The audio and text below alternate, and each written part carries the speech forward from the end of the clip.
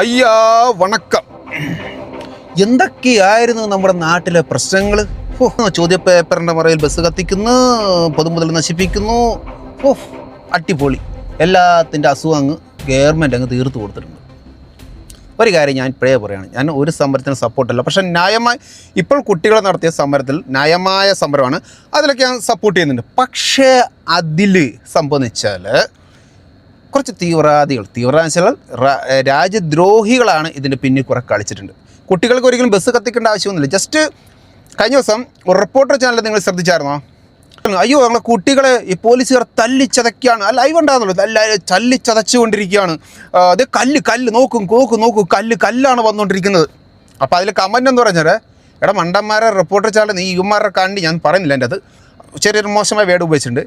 ഈ കല്ലെറിയുന്നത് കുട്ടികളല്ലേ, അല്ല പോലീസുകാരാണോ എറിയുന്നത് ചോദിച്ച്. പോലീസുകാരുടെ മണ്ടക്കാണ് കുട്ടികൾ എറിയുന്നത്. അപ്പോൾ സ്വാഭാവികമായിട്ടും പോലീസുകാർ അടുത്ത ലാത്തിച്ചാർജ് ചെയ്യും. അതാരും കുറ്റം മണ്ടക്കാരില്ല. ഈ മതങ്ങൾ പറയുന്നത് നമുക്ക് അത് ശരിയല്ല. അവരുടെ പൊതുവെ നമ്മുടെ മീഡിയകൾ, പൊതുവെ കേരള മീഡിയ അങ്ങനെയാണല്ലോ, കുറച്ച് 1-2 ചാനലൊക്കെ ഒഴികെ എല്ലാം അങ്ങനെ തന്നെയാണ്, പറയേണ്ട കാര്യമില്ല. ഓക്കെ, അത് വിടും. ഇപ്പോൾ നമുക്ക് പോയിന്റിലേക്ക് നമുക്ക് കിടക്കാം. സാധാരണ രാഷ്ട്രീയ വിഷയങ്ങളിലോ സമരങ്ങളിലോ പ്രതികരിക്കാത്ത ചില സെലിബ്രിറ്റികളും ഇതുകൂടാതെ മലയാളി സെലിബ്രിറ്റികളും ഇൻഫ്ലുവൻസർമാരും പെട്ടെന്നൊരു പ്രത്യേക പരസ്യങ്ങൾ മാതൃക ചില പ്രക്ഷോഭങ്ങൾക്ക് പിന്തുണയായി രംഗത്ത് വരുന്നത് സംശയങ്ങൾക്കിടായി. നീറ്റ് ചോദ്യപേപ്പറിൻ്റെ മറവിൽ കൂടുതലും രാജ്യദ്രോഹിയാണ് ഈ സമരത്തിൽ പങ്കെടുത്ത്. എത്ര പൊതുമുതലാണ് ഈ കൂട്ടം നശിപ്പിച്ചത്? കഴിഞ്ഞ ദിവസം ഇന്ത്യ പുറത്തിറങ്ങിയ ഹൈഡ്രജൻ ട്രെയിൻ, നമ്മുടെയൊക്കെ അഭിമാനമായ ഹൈഡ്രജൻ ട്രെയിൻ വരെ ഈ രാജ്യദ്രോഹികൾ നശിപ്പിച്ചു. ബംഗാൾ നേപ്പാൾ മോഡൽ കലാപമായിരുന്നു പ്ലാൻ ചെയ്തത്. പൊതുമുതൽ നശിപ്പിക്കുമ്പോൾ, ഇതുപോലുള്ള കലാപങ്ങൾ നടത്തുമ്പോൾ ലോകരാജ്യങ്ങളുടെയും നമ്മൾ എന്തൊരു നാണക്കേടാണ് നമുക്ക് വരുത്തിയിരിക്കുന്നത്. സത്യം പറഞ്ഞാൽ കലാപം കണ്ടപ്പോൾ തന്നെ എന്തോ ആക്ച്വലി എനിക്കെന്തോ വല്ലാതെ സത്യം പറഞ്ഞ സത്യത്തിൽ മോദിജി ഇപ്പോഴും നമ്മുടെ ആൾക്കാർക്ക് മാത്രം, പല ആൾക്കാർക്കും മനസ്സിലായിട്ടില്ല എന്ന് ഉറപ്പിച്ച് പറയാം.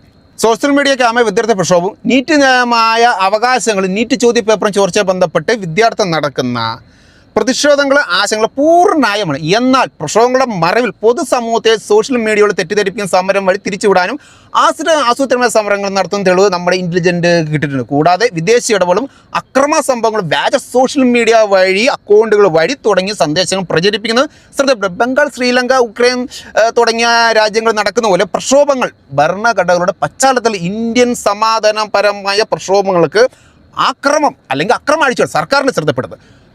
ഇതിൽ ഒരേ ഒരു ഉദ്ദേശമുള്ളൂ, മോദി സർക്കാരിനെ വീഴ്ത്തുക. അതിനെ പറ്റി എന്തൊക്കെ മോശമായ കളികൾ വെച്ച്.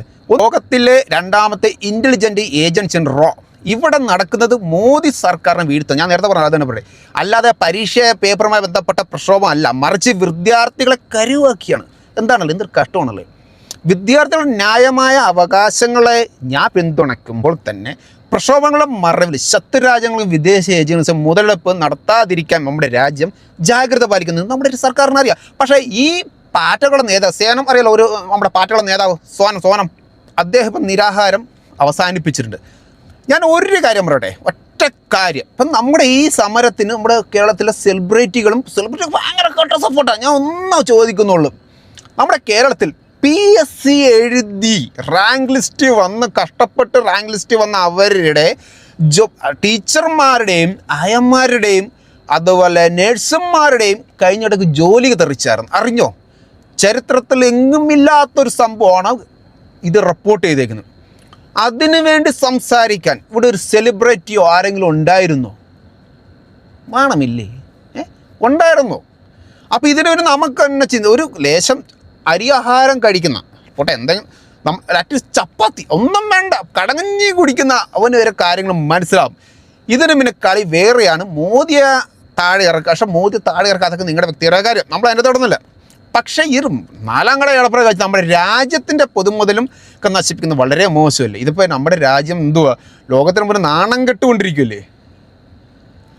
ഇപ്പം അത് റോ വെളിപ്പെടുത്തിയിട്ടുണ്ട്. അതായത് ഇതിൻ്റെ പിന്നിൽ കളിച്ചത് കുറച്ച് രാജ്യദ്രോഹികൾ ഈ കുട്ടികളുടെ ഇടയിലേക്ക് കടന്നു ചെന്നിട്ടാണ് ഈ വലിയ പ്രക്ഷോഭങ്ങൾ ഉണ്ടാക്കിയത്.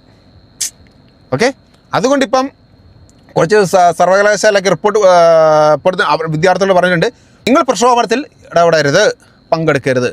ആ യൂണിവേഴ്സിറ്റി പറഞ്ഞിട്ടുണ്ട്. ഓക്കെ, നല്ല കാര്യം. ഓക്കെ, അപ്പം ഇതൊക്കെയാണ് നമ്മുടെ കാര്യങ്ങൾ. അപ്പം കാര്യങ്ങൾ അറിയാതെ ഒന്നിലും തലയിടരുത്. പ്രത്യേകിച്ച് നമ്മുടെ ഞാൻ ഒന്നേ പറഞ്ഞു, നമ്മുടെ മലയാളം ന്യൂസ് അതൊരിക്കലും എൻ്റെ പിന്നെ പോകില്ല. അതൊക്കെ ചുമ്മാ കൈന്നിട്ട് ഓരോ കാര്യങ്ങൾ പറയുക. നല്ല നല്ല ന്യൂസ് ചാനലുകളൊക്കെ ഉണ്ട് നമ്മുടെ ദൂരദർശനൊക്കെ ഉണ്ട്, നല്ല ന്യൂസ് കാണില്ല. ഇപ്പോഴത്തെ നമ്മുടെ മലയാളം മീഡിയ എല്ലാ രാഷ്ട്രീയ താല്പര്യമായ രീതിയിൽ പോകുന്ന ചാനലുകളൊക്കെ. ഓക്കെ, അതുകൊണ്ട് നമ്മൾ രാജ്യത്തിന് എതിരെ പ്രശ്നങ്ങൾ ഉണ്ടാക്കിയാലും രാജ്യത്തിൻ്റെ പൊതുമുതലുകൾ നശിപ്പിക്കുന്നത് ഒരിക്കലും നമുക്കൊരു ഭാരതത്തിൻ്റെ നമുക്ക് അംഗീകരിക്കാൻ പറ്റില്ല. ഓക്കെ കൂട്ടുകാരെ, മറ്റൊരു വീഡിയോ വരുന്നുണ്ട്. Short break.